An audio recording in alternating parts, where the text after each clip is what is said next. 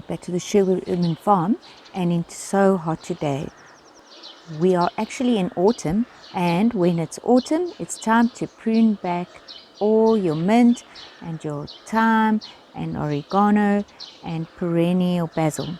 All seem to be part of the same family, not to mention sage. That's what we're going to do today.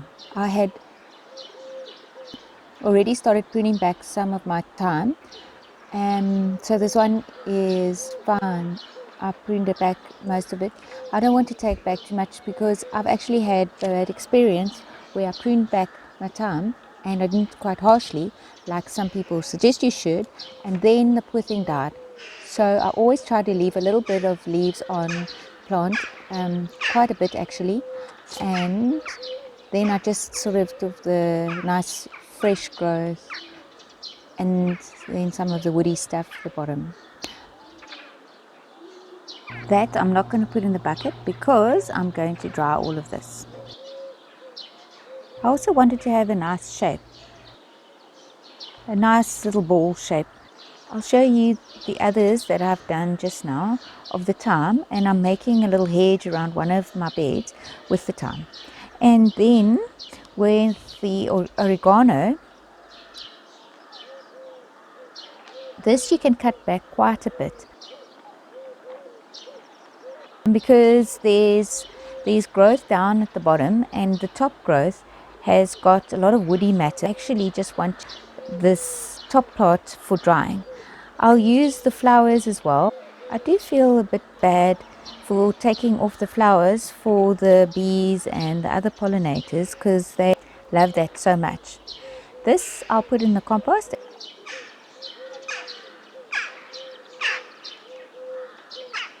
Then I'll cut it right back, and then what will happen is in spring all this new growth will come up and it will be nice soft succulent stems, where this right now it's just hard. And I must say I have done this already twice this year, but definitely you want to do it in autumn. What I've done here, I don't want to take this one out because I have layered it so that I can create another plant. So then there's roots in there. I'll remove that later. I think I've got another one here that was also layered, but I'll just cut back the soft new growth. Then I'll actually pot that up or transplant it. While I'm down here, I may as well get the weeds as well.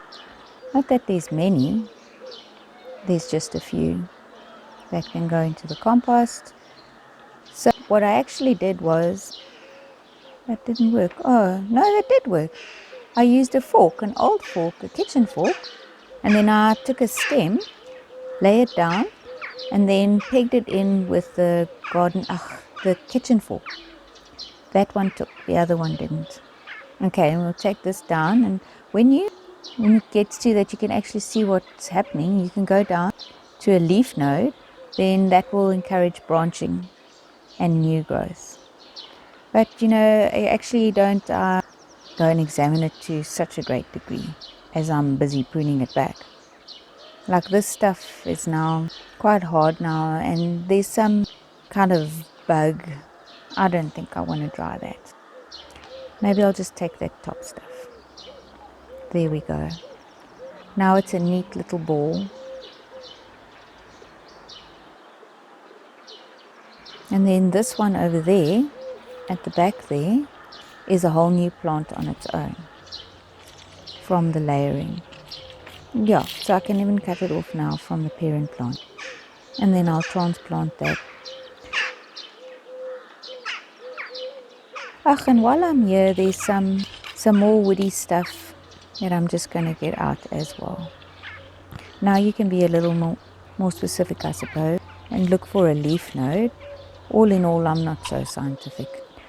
I'm not very good at anything that's an exact science. Now over here, this is the rosemary, and I can take this back as well. It used to have the blackberries growing right over it, and that gave it an odd shape. But right now, it's busy getting back into a nice shape. So I'm just going to shape it a bit. There we go. I wouldn't cut this back all the way because I do want a decent sized bush.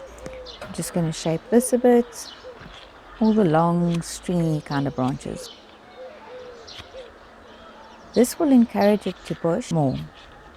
I find that in cooking this has got a very strong taste for me, so some people might like it, and I know it's good with lamb, but we don't eat lamb because of the price.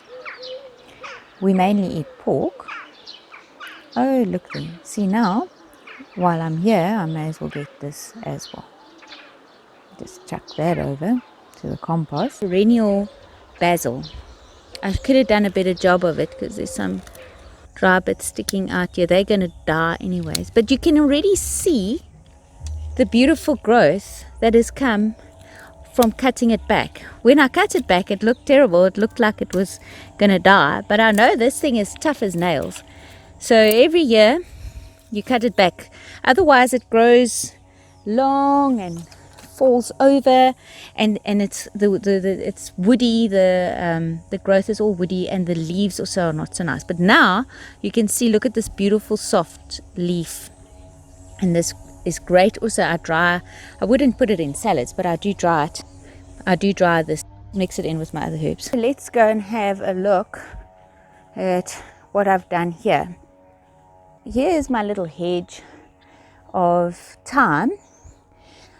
These are the newer plants that I planted this year, actually just a few weeks ago. They've done so well from plugs. They were plugs which I bought, and then over there eventually I want to have the whole bed lined with thyme. So I've just pruned it into a neat little hedge, as you can see there. And this is how I dry it in summer.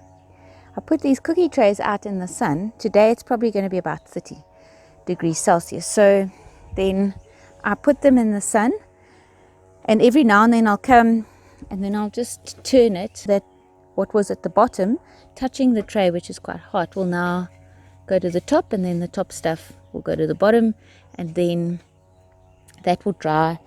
By this afternoon it should be dry. Then I just rub it between my hands and get the leaves off and take out the little branches. The advantages of pruning back your plants from the mint family, like oregano, sage and so on, what I did today, is that it encourages new growth. It also prevents certain bugs overwintering in your plants, and then you also have now got something to dry and use in your kitchen for cooking, which saves you some money in the long run. So I do hope you enjoyed that video, and if you did, please like and subscribe and share with your friends, and have a fantastic day further.